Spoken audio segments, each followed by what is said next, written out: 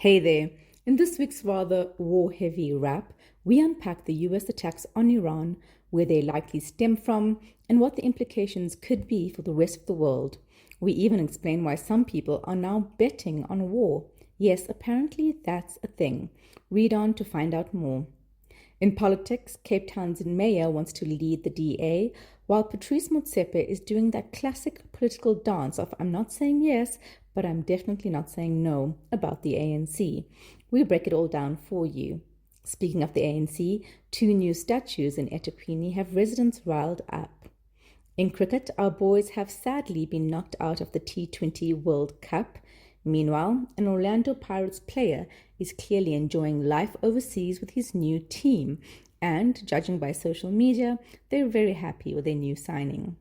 And lastly, our condolences to the loved ones of beloved comedian and actor Soli Philander, who passed away on Wednesday following a battle with cancer.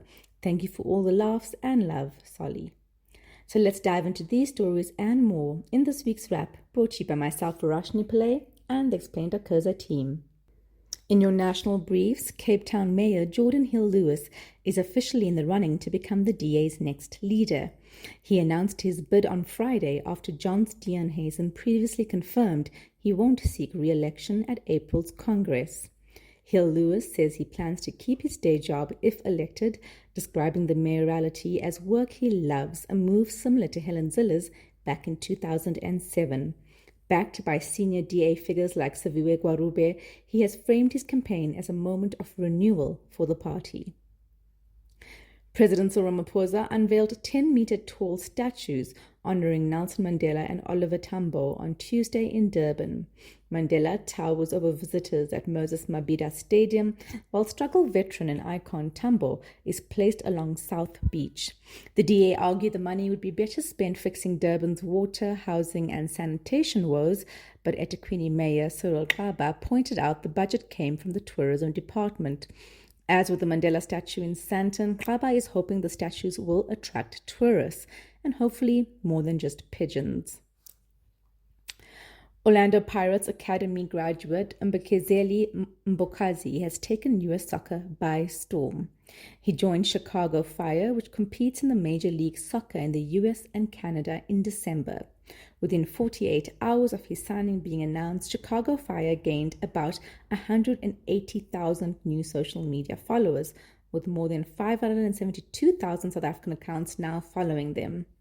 2 games in, the young South African defender is also part of the Bafana Bafana setup ahead of the 2026 World Cup. The Proteas missed out on their first T20 World Cup title yet again. South Africa was knocked out by New Zealand in Wednesday's semi-final, losing by 9 wickets. The Proteas went into the game unbeaten and had beaten New Zealand early in the tournament, but knockout cricket proved different. It's another heartbreak after losing to India in the 2024 final. Coach Shukri Conrad admitted his side was outclassed. Mzansi will now turn his attention to the ODI World Cup next year, jointly hosted in South Africa, Namibia and Zimbabwe. Masuwa Tero Lakota passed away on Wednesday, aged 77. A former Robben Islander who helped found the United Democratic Front, served as ANC chairperson under Thabo Mbeki and defense minister. Lakota walked away from the ANC in disgust when Jacob Zuma took over and founded COPE in 2008. The party showed early promise but never really got off the ground. He stepped back from politics last year after a period of illness. A giant of the struggle, now at rest. South Sudan is edging dangerously close to full-blown civil war. At least 178 people were killed in a surprise attack on a village near the Sudan border on Sunday, with women, children, and security forces among the victims. Clashes between forces loyal to President Salva Kiir and those allied to suspended Vice President Riek Machar have been intensifying since December, displacing an estimated 280,000 people. The 2018 peace deal that ended their last civil war is looking very shaky. In America, Democrats and Republicans are choosing who they will field for the U.S. midterms. The primary season kicked off on Tuesday.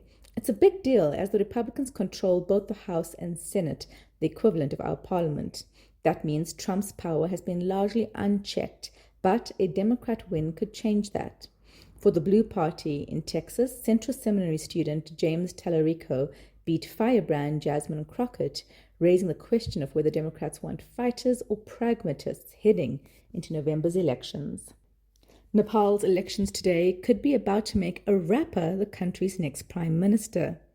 Balendra Shah, known as Balen, is a 35-year-old former rapper turned Kathmandu mayor who resigned his post to directly challenge four-time Prime Minister KP Sharma Oli for his own seat. With 46% of Nepal's population under 24, young Nepalis fed up with corruption and a lack of jobs are absolutely losing it over him. Oli's motorcade, meanwhile, drove through his own stronghold, largely ignored. The vibes don't lie. Trump-linked money has surfaced in war betting markets. Prediction platforms Polymarket and Kalshi saw traders wager millions on whether the US and Israel would strike Iran and whether US President Donald Trump would authorize military action. Some users reportedly made hundreds of thousands of dollars from bets placed shortly before the strikes became public, raising questions about whether people with advanced knowledge may have profited. Trump's son, Donald Trump Jr., sits on Polymarket's board, and several Kalshi staffers have joined the Trump administration. Paramount Skydance finally won the bidding war for Warner Bros. Discovery. They clinched the deal for about $110 billion. That's about 1.75 trillion rand. This was after Netflix walked away at the last minute following a bruising battle. The mega merger will combine streaming platforms Paramount and HBO Max in a direct challenge to Netflix's dominance. CEO David Ellison has already flagged significant job cuts rattling the industry. The deal still needs regulatory approval, and US senators are raising antitrust concerns about the new media giant's potential market power. Finally, in your big story, the United States and Israel's war in Iran, brewing for weeks, exploded into action on Saturday. The country's supreme leader, Ayatollah Ali Khamenei, was immediately killed in a targeted strike. So were several top leaders, including the very people the US had hoped would replace him.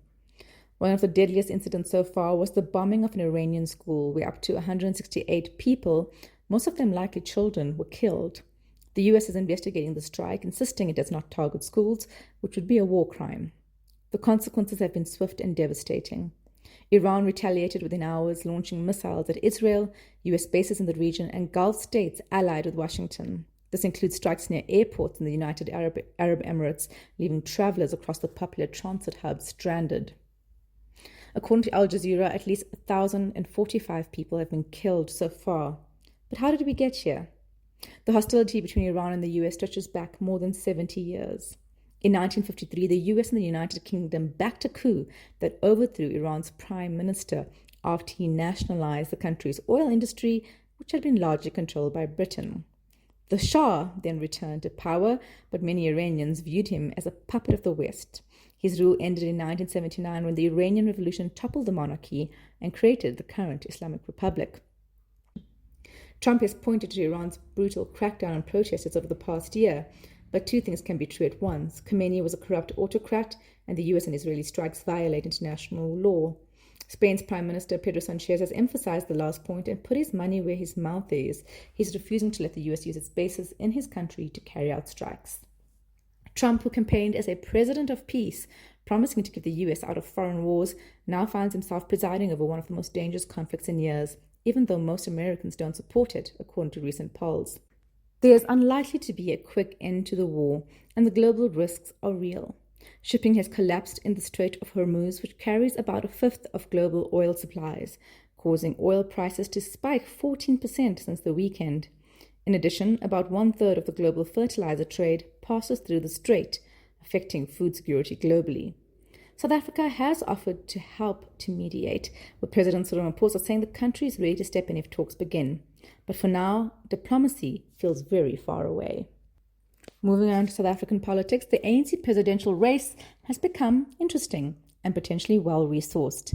According to News24, a mysterious website called PM27 Savu Milan went live last week, and lobbyists backing billionaire Patrice Motsepe have come out of the woodwork.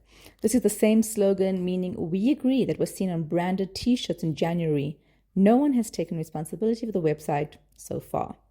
The site states that Motsepe is the most credible, unifying, and visionary leader to guide the ANC and South Africa. But Motsepe has repeatedly dismissed talks of running for the ANC presidency. In September, he said he did not need to enter politics to make a meaningful contribution to Mzansi. The very next month, he jokingly reiterated that being president of the country wasn't a challenge he wanted to, quote, waste his time on, close quote. Despite these denials, his name continues to make the rounds, which the ANC leadership is not too chuffed about. ANC Secretary General Fikile Mbalula, himself a potential candidate, issued a stern warning to party members in January not to discuss the leadership race. In a statement on Monday, the party said campaigning was prohibited until its National Executive Committee gave the go-ahead. Political commentators have suggested Motsepe's recent retirement as executive chairperson of African Rainbow Minerals could be seen as a strategic move ahead of running for ANC president. After all, it mirrors the actions of current president and Motsepe's brother-in-law, Cyril Ramaphosa, who stepped down from his business interests in 2014. But new JSE requirements mandated that Motsepe step down, meaning this could be a red herring. If Motsepe is indeed contesting the race, and he then wins the ANC presidency and the party goes on to win the next general elections, yes, we know that is a lot of ifs in there, he would be the first president not to have been a key figure in anti-apartheid organizations. And unlike his political opponents, he does not have a coalition or backing from branches. As Carol Payton writes in News 24, the other hopeful candidates, while denying they are campaigning, have been building their coalitions for the past year or more. Money alone won't get Motsepe the top spot. Now, ANC veteran and former Finance Minister Trevor Manuel is not convinced either that Motsepe would make a good president, saying that he has not demonstrated leadership. Speaking on Mbuyiseni Ndlozi's African Renaissance podcast recently, Manuel said Motsepe was a very interesting chap who had become wealthy because of luck. We can't be sure whether Motsepe is running, but it's clear that the ANC leadership race is maintaining its drama-filled tradition. As we head into the elective conference in 2027, get the popcorn ready. The season is about to get spicy. Finally, Mzansi's labor laws could change. Here's what you need to know. One thing South Africa has always been strong on is legal protection for workers. But like anything, it's a work in progress, and our labor laws could soon be strengthened even further. On Friday, the Department of Employment and Labour published the Labour Laws Amendment Bill and the Labour Relations Amendment Bill, as well as related government notices. The proposals would expand protections to more workers and close gaps in existing regulations. Workers who've been retrenched, employed parents-to-be, and gig workers all stand to benefit, among others, and there's even a sweetener for employees as well. Here's what's been proposed. Statutory severance pay would increase from 1 week's pay to 2 weeks' pay for every completed year of service. The Commission for Conciliation, Mediation and Arbitration, the CCMA, would get stronger powers to enforce its rulings. Workers could also take disputes about severance pay straight to the Commission or a bargaining council rather than challenging the entire dismissal. A single employed parent would get 4 months of leave. If both parents work, they would share 4 months and 10 days between them. The change follows a landmark constitutional court ruling we told you about last year and would replace the current patchwork of maternity, parental, and adoption leave. The bill also introduces what's called a presumption of employment. In plain English, gig workers, delivery drivers, and similar workers could be treated as employees unless companies can prove they are genuinely independent contractors. Another proposal could treat film and television workers as employees rather than contractors, giving them access to benefits like sick leave, maternity leave, and compensation for workplace injuries. Employers would have to spell out guaranteed hours, availability periods, and notice for cancelled shifts. If a shift is cancelled without proper notice, the employee would still have to be paid. Some changes, though, could help employers. The proposal makes it easier for employers to fire a new employee during their first few months on the job. Lisa Sozaki, Associate Director at Guy & Associates, told Business Tech that companies have raised this issue for years. As she said, I think it's been quite a long-term gripe that you hire someone and then you essentially have a permanent employee, regardless of the fact that you still want that kind of initial period to assess. But before you start celebrating, the proposals are not law yet. As Lisa put it, it's currently just a bill that's been tabled and then it needs to go for public comment. That's our last story, and that's it from us at The Wrap, an award-winning product of Explained Akoza. Simple news summaries for busy people. Remember to share the love, tell your friends to sign up at explained.akoza/subscribe. Till next time, goodbye from the team.